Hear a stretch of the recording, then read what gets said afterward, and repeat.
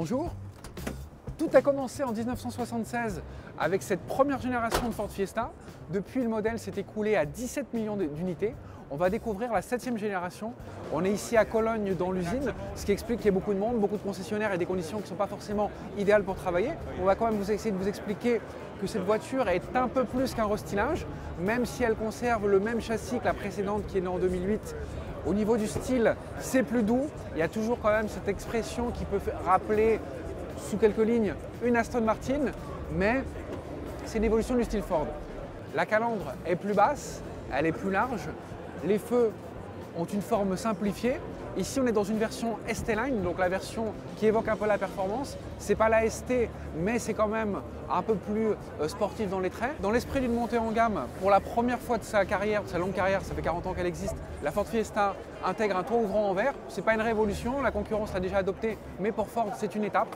Maintenant, on va aller voir le tableau de bord et l'intégration d'un écran tactile qui permet d'éviter la guerre des boutons qu'on avait autrefois dans les Ford.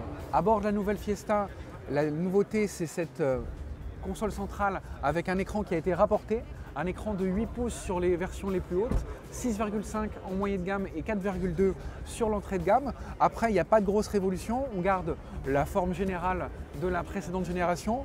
Ford a essayé d'améliorer un petit peu la qualité, mais les grains, c'est pas terrible, c'est pas le plus probant. Et puis sinon, après, il n'y a pas de révolution.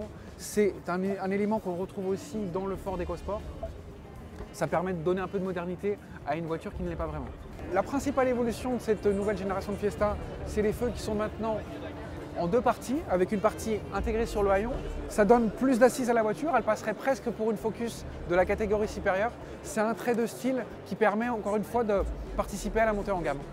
Et l'autre particularité de cette 7e génération de Ford Fiesta, c'est cette version active qui joue les SUV avec ici des éléments noir mat, des barres de toit et surtout des arches de roue en plastique qui donnent le côté SUV parce que, on vous le rappelle, Ford n'est pas tellement actif sur le segment des SUV urbains avec l'EcoSport.